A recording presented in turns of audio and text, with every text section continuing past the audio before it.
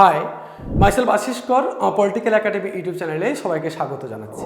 আজকের আমি মূলত আলোচনা করতে চলেছি তোমাদের বহু প্রতীক্ষিত A2 পেপারের যে শর্ট প্রশ্নগুলো সেগুলো নিয়ে, যে কোন কোন প্রশ্নগুলো খুব ইম্পর্টেন্ট রয়েছে A2 পেপারে।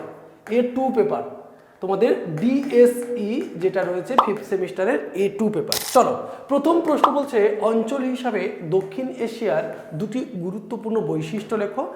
এক হচ্ছে দক্ষিণ এশিয়ার অঞ্চলগুলিতে বহু ভাষাভাষী, বহু ধর্ম এবং কর্তৃত্ববাদী গণতান্ত্রিক শাসন ব্যবস্থা পরিলক্ষিত হয়, এটা একটা বৈশিষ্ট্য।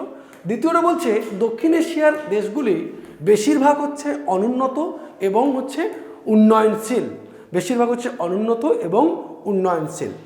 পরের প্রশ্নটি বলছে দক্ষিণ এশিয়ার ভূরাজনীতিতে অন্য কোন দেশের ভূমিকা অত্যন্ত গুরুত্বপূর্ণ হিসাবে বিবেচিত হচ্ছে। বর্তমানে আমরা দেখতে পাচ্ছি চীনের গুরুত্বপূর্ণ ভূমিকা আমরা লক্ষ্য করতে পারছি। চীন কিন্তু দক্ষিণ এশিয়ার রাজনীতিতে বারবার করে আসার চেষ্টা করছে। পরের প্রশ্নটি বলছে, দেখো, বলছে কোন বছরে ভুটান আনুষ্ঠানিকভাবে সাংবিধানিক রাজতন্ত্র গ্রহণ করেছে? 2008 সালের 18ই জুলাই। 2008 সালের 18ই জুলাই। ভারত মহাসাগর সম্পর্কে এই প্রশ্নের উত্তরটি দেওয়া নেই, তোমরা অবশ্যই কমেন্ট করবে, আমি তোমাদের দিয়ে দেবো হচ্ছে হোয়াটসঅ্যাপ গ্রুপে, অবশ্যই তোমাদের আমি দিয়ে দেবো, তোমরা অবশ্যই কমেন্ট করবে, হোয়াটসঅ্যাপ গ্রুপে আমি তোমাদেরকে দিয়ে দেবো। পরের প্রশ্নটি কি বলছে? পরের প্রশ্নটি বলছে নেপালে কোন দিনটি সংবিধান দিবস হিসাবে পালন করা হয়?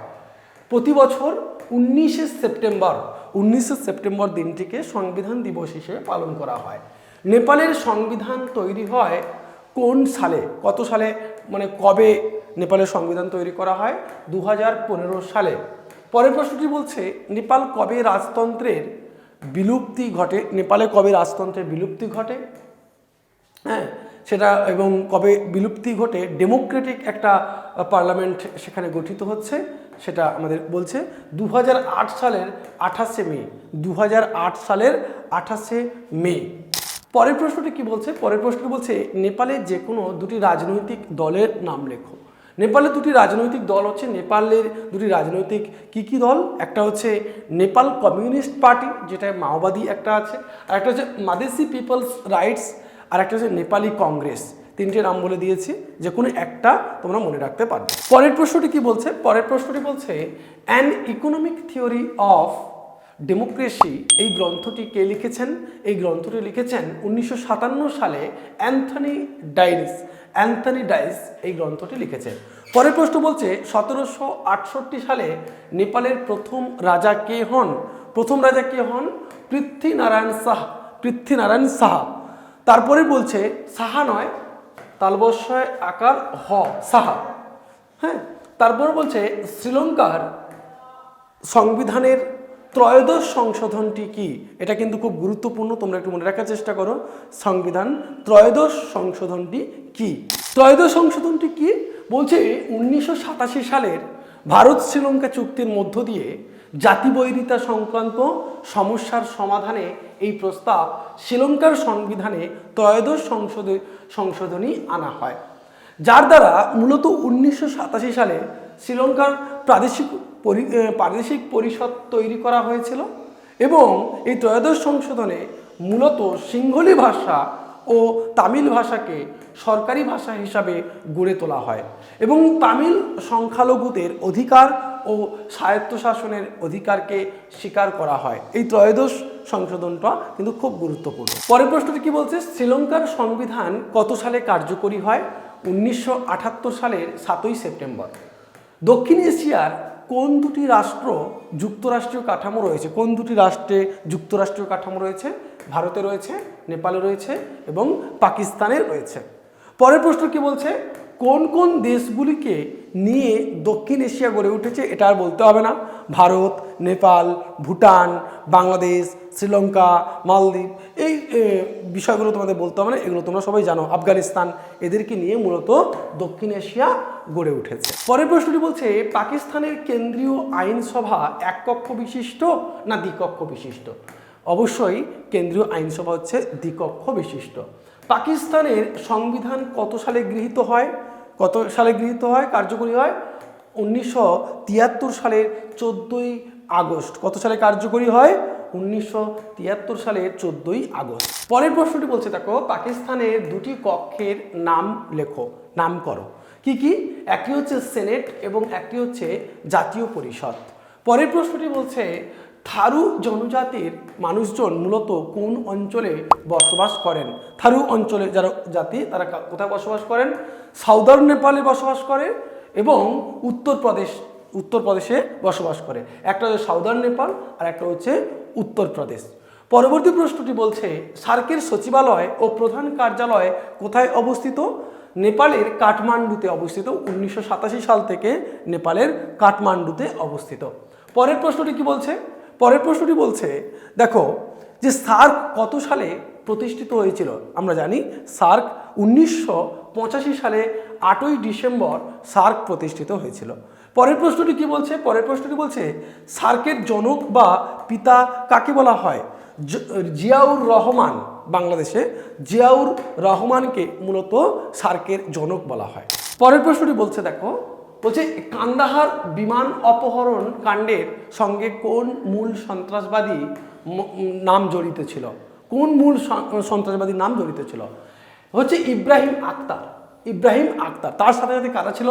শাহিদ আক্তার, সায়েদ ছিল, হ্যাঁ, সানি আহমেদ ছিল, জাহের মিস্ত্রি ছিল, জহর মিস্ত্রি বা জাহের মিস্ত্রি ছিল, সাকিব ছিল।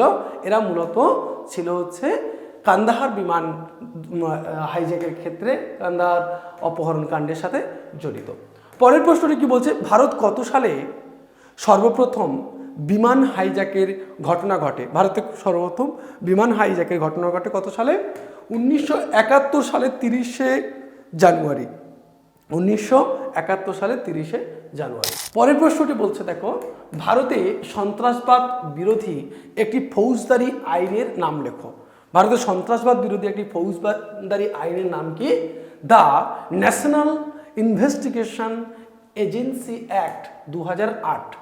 National investigation agency act 2008।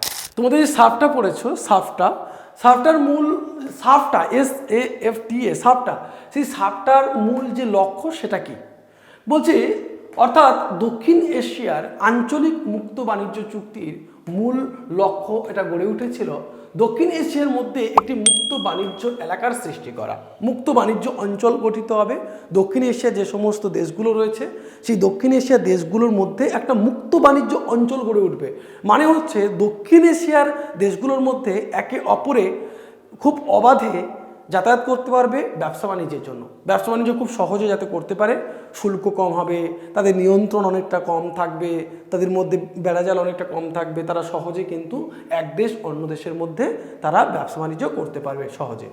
পরে বলছে সাফটা SAFTA, এটা সাফটা কত সালে গড়ে ওঠে? সাফটা হচ্ছে 1995 সালের 8ই ডিসেম্বর গড়ে ওঠে। পরের প্রশ্ন বলছে রোহিঙ্গারা কোন দেশ থেকে এসেছে? রোহিঙ্গারা আমরা জানি মায়ানমারের রাখাইন প্রদেশ থেকে এসেছে।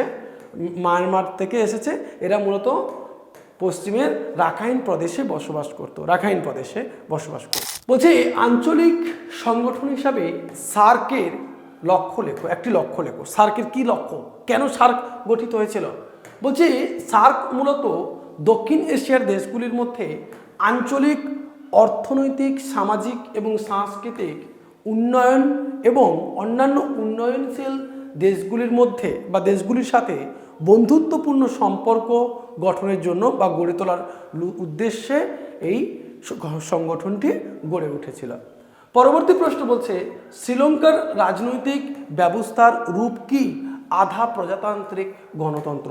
আধা প্রজাতান্ত্রিক গণতন্ত্র। পরের প্রশ্ন কি বলছে? পরের প্রশ্ন বলছে নেপালের মাদেশী কারা? নেপালের মাদেশী কারা? যে সমস্ত মানুষেরা নেপালের দক্ষিণ অংশে এবং বিহারের উত্তর অঞ্চলে বসবাস করে তাদেরকে মাদেশী বলা হয়। তারপরে প্রশ্ন বলছে কোন দেশ সার্কের শেষ সদস্য হয়েছে? তোমরা সবাই জানো যে আফগানিস্তান 2007 সালে, আফগানিস্তান 2007 সালের সে সার্কের সর্বশেষ সদস্য হয়েছে। পরের প্রশ্নটি কি বলছে? পরের প্রশ্নটি বলছে 2+2 বৈঠক কি? 2+2 বৈঠক কি? আমরা জানি 2+2 বৈঠক বলতে দুটি দেশের একটা হচ্ছে রাষ্ট্রপ্রধান আর একটা হচ্ছে বিদেশমন্ত্রী। তাদের মধ্যে যে আলাপ আলোচনা, তাদের মধ্যে যে আলাপ আলোচনাকে বোঝায় 2+2 বৈঠক। আমাদের যেমন আমেরিকার সাথে অনেকবার 2+2 বৈঠক হয়েছে, ভারত এবং আমেরিকা। ভারতের কে থাকবে? ভারতের রাষ্ট্রপ্রধান থাকবে আর ভারতের বিদেশমন্ত্রী থাকবে। ওদেরও পাকিস্তানেরও রাষ্ট্রপ্রধান থাকবে আর বিদেশমন্ত্রী থাকবে। দুই পক্ষের রাষ্ট্রপ্রধান আর বিদেশমন্ত্রীদের মধ্যে যে কথোপকথন, তাদের মধ্যে যে আলাপ আলোচনা বিদেশ নীতি সংক্রান্ত, সেটাকে বলে 2+2 বৈঠক। সন্ত্রাসবাদ বলতে কি বোঝায়? সন্ত্রাসবাদ হলো রাজনৈতিক ও সামাজিক উদ্দেশ্য সাধনের লক্ষ্যে শক্তি অথবা হিংসার বেআইনি প্রয়োগের মাধ্যমে একটি সরকার কিংবা জনগণের মধ্যে বিপুল পরিমাণ ত্রাস সৃষ্টি করে বিশেষ কার্য সাধনে বাধ্য করাকে বোঝায়। সন্ত্রাস ত্রাস সৃষ্টি করে, একটা বেআইনি কার্যকলাপ যেখানে ত্রাস সৃষ্টি করা হয় এবং তাদের নির্দিষ্ট লক্ষ্য উদ্দেশ্য সাধনে এটা কাজ করা হয়। পরের প্রশ্নটি কি বলছে? পরের প্রশ্নটি বলছে যে সন্ত্রাসবাদের দুটি বৈশিষ্ট্য লেখো। এক, সন্ত্রাসবাদের কি বৈশিষ্ট্য? সন্ত্রাসবাদ হলো প্রকৃতিগতভাবে ষড়যন্ত্রমূলক। একটা হলো প্রকৃতিগতভাবে সে ষড়যন্ত্রমূলক। দুই, যে কোনো সন্ত্রাসবাদী গোষ্ঠীর সদস্যরা তাদের নেতার নির্দেশে পরিচালিত হয় এবং নেতার প্রতি তাদের অবিচল একটা আনুগত্য লক্ষ্য করা যায়। পরের প্রশ্ন বলছে যে কোনো দুটি আন্তর্জাতিক সন্ত্রাসবাদী গোষ্ঠীর নাম লেখো। একটা হচ্ছে আল কায়দা, তোমরা জানো আল কায়দা, আর একটা হচ্ছে তালিবান, আর একটা হচ্ছে এলটিটিই লিবারেশন তালিম এলেন। তোমাদের যে এলটিটি টাইগার্স তামিল এলেন, এটা তোমরা একটু মনে রাখো। পরের প্রশ্নটি কি বলছে? পরের প্রশ্নটি বলছে টেরর শব্দটির উৎপত্তির মূল কোন শব্দ থেকে? ল্যাটিন শব্দ টেরের থেকে, টেরের কথা TERRERE, টেরের থেকে টেরর কথাটি এসেছে। পরবর্তী প্রশ্ন বলছে যে ল্যাটিন শব্দ টেরের কথাটির অর্থ কি? এই টেরের কথাটির অর্থ কি? টেরের কথাটির অর্থ হচ্ছে কাউকে ভয় দেখানো বা আতঙ্কগ্রস্ত করা। টেরের কথার অর্থ হচ্ছে কাউকে ভয় দেখানো বা আতঙ্কগ্রস্ত করে তোলা। পরের প্রশ্ন বলছে সার্ক এর ফুল নাম কি বা ফুল নেম কি? সার্কের ফুল নেম হচ্ছে south Asian association regional cooperation. তার পরের প্রশ্ন কি বলছে? বলছে টেরোরিজম হিস্ট্রি অ্যান্ড ফ্যাক্ট এই গ্রন্থটি কার লেখা? এই গ্রন্থটি লেখা NS সাক্সেনার লেখা। পরের প্রশ্নটি কি বলছে? পরের প্রশ্নটি বলছে সার্কের একটি সাফল্য লেখো। সার্কের একটি সাফল্য কি? নেপালের সাথে ভারতের যে মহাকালী নদী উপত্যকা পরিকল্পনার চূড়ান্ত রূপদান এবং গঙ্গার জলবন্টন নিয়ে যে সমস্যা চলছিল তার একটা চুক্তিকে বিশেষভাবে ভূমিকা পালন করেছিল সার্ক। সার্ক কিন্তু এই দুটো ক্ষেত্রে খুব গুরুত্বপূর্ণ সফলভাবে ভূমিকা পালন করেছে। পরবর্তী ক্ষেত্রে কি? সার্কের একটি সমস্যা উল্লেখ করো। সার্কের সদস্য রাষ্ট্রগুলি অতি বেশি জাতীয়তাবাদী দৃষ্টিভঙ্গি লক্ষ্য করা যায়। একটা অতি বেশি জাতীয়তাবাদী দৃষ্টিভঙ্গি লক্ষ্য করা যায়, ফলে পারস্পরিক সহযোগিতা গড়ে তোলার ক্ষেত্রে বাধা হয়ে দাঁড়ায়। পরের প্রশ্নটি কি বলছে? পরের প্রশ্নটি বলছে সাফটার যে ফুল ফর্ম সেটা কি? South Asian free trade area. পরের প্রশ্ন বলছে সাফটার উদ্দেশ্য কি? প্রধান উদ্দেশ্য হলো চুক্তিবদ্ধ দেশগুলি বাণিজ্য দ্রব্যের শুল্ক কমিয়ে এবং অর্থনৈতিক সহযোগিতা বাড়িয়ে দেশগুলির সার্বিক অর্থনৈতিক উন্নয়ন ঘটানো। পরের প্রশ্ন বলছে সাফটার জন্ম কত সালে হয়? 2004 সালের 6 জানুয়ারি সাফটার জন্ম হয়। বিশেষ করে পাকিস্তানের ইসলামাবাদে 12তম সার্কের শীর্ষ সম্মেলনে, সার্কের যে শীর্ষ সম্মেলন 12তম শীর্ষ সম্মেলন হয়েছিল, সেই 12তম শীর্ষ সম্মেলনে এই সার্ক গড়ে ওঠে, সাফটার জন্ম হয়। পরের প্রশ্নটি কি বলছে? বলছে এশিয়ান কবে গড়ে ওঠে? Asian association of south east Asian Nations এটা গঠিত হয় 1967 সালে। এটি গঠিত হয় 1967 সালে। বলছে এশিয়ানের উদ্দেশ্য কি? বলছে দক্ষিণ পূর্ব এশিয়া অঞ্চলের দেশগুলির মধ্যে পারস্পরিক অর্থনৈতিক, সামাজিক ও সাংস্কৃতিক সহযোগিতা গড়ে তোলা। পরের প্রশ্ন বলছে সার্কভুক্ত দেশগুলির নাম উল্লেখ করো। সার্কভুক্ত দেশগুলি তোমরা নাম জানো সবাই, ভারত, পাকিস্তান, নেপাল, ভুটান, বাংলাদেশ, মালদ্বীপ, আফগানিস্তান, শ্রীলঙ্কা, এরা হচ্ছে সার্কভুক্ত দেশ।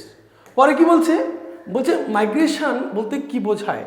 মাইগ্রেশন বলতে বোঝায় মানুষের কোনো একটা স্থান থেকে অন্য স্থানে স্থায়ী বা অস্থায়ীভাবে বসবাসের জন্য গমন। পরের প্রশ্ন বলছে উদ্বাস্তু কাকে বলে, বা আমরা রিফিউজি বলতে আমরা কি বুঝি?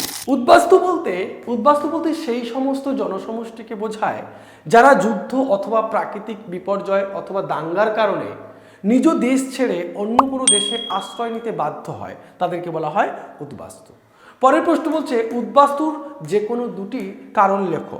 উদ্বাস্তুর কারণ কি? উদ্বাস্তুর কারণ হচ্ছে, এক হচ্ছে ক্ষুধা ও দারিদ্রতা, দুই হচ্ছে প্রাকৃতিক বিপর্যয়, আর একটা হচ্ছে গৃহযুদ্ধ কিংবা দাঙ্গা। এই সমস্ত কারণে কিন্তু উদ্বাস্তু লক্ষ্য করা যায়। আমরা একেবারে শেষ প্রান্তের দিকে চলে এসেছি। তোমাদের একটাই কথা বলবো যে এই পিডিএফটি তোমরা আমাদের হোয়াটসঅ্যাপ গ্রুপে পেয়ে যাবে। অবশ্যই তোমরা হোয়াটসঅ্যাপ গ্রুপে জয়েন করো, এখনো পর্যন্ত যারা জয়েন করোনি। আর ভালো লাগলে ভিডিওটি অবশ্যই লাইক করবে, এবং যদি আরও ভিডিওটি তোমাদের পছন্দ হয় বন্ধু বান্ধবদের মধ্যে শেয়ার করবে, তারাও যাতে উপকৃত হতে পারে। পরের প্রশ্ন বলছে, দেখো, থিওরি অফ ইকোনমিক গ্রোথ এই গ্রন্থটি কে লিখেছেন? এই গ্রন্থটি লিখেছেন লুইস। শেষ প্রশ্ন বলছে উদ্বাস্তুর একটা উদাহরণ দাও। সাম্প্রতিককালে সাম্প্রতিক যে উদ্বাস্তু একটা উদাহরণ দিতে বলেছে। বিশেষ করে সাম্প্রতিককালে রোহিঙ্গা শরণার্থী অর্থাৎ আমাদের যে বিশেষ করে রোহিঙ্গারা কোথা থেকে এসেছিল?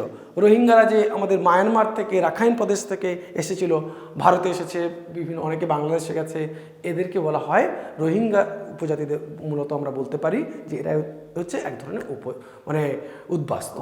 ভিডিওটি শেষ অবধি দেখার জন্য অনেক ধন্যবাদ সবাইকে। আর যদি ভিডিওটি ভালো লেগে থাকে অবশ্যই একটু শেয়ার করে দিও বন্ধু বান্ধবদের মধ্যে। আর চ্যানেলটিকে এখনও সাবস্ক্রাইব না করে থাকলে অবশ্যই সাবস্ক্রাইব করে রাখো, কারণ তোমাদের সাথে এবার আমার দেখা হবে 6th সেমিস্টারে। কিন্তু 6th সেমিস্টারে অবশ্যই পাশে থেকো, এবং তোমরা 6th সেমিস্টার খুব ভালো করে তোমরা দেওয়ার চেষ্টা করবে। আমার 5th সেমিস্টারে যে পরীক্ষা হচ্ছে তোমরা অত্যন্ত ভালো করে দেবে, এবং তোমাদের লাস্ট মিনিট সাজেশান তোমাদের আমি গ্রুপে দিচ্ছি। তোমরা অবশ্যই সেই গ্রুপেগুলোতে জয়েন করে যাও, হোয়াটসঅ্যাপ গ্রুপে তোমরা জয়েন করো। লাস্ট মিনিট সাজেশান তোমাদের ওই গ্রুপগুলোতেই দেওয়া হয়, তো অবশ্যই সেখানে তোমরা জয়েন করে যাও। ভালো থাকবে।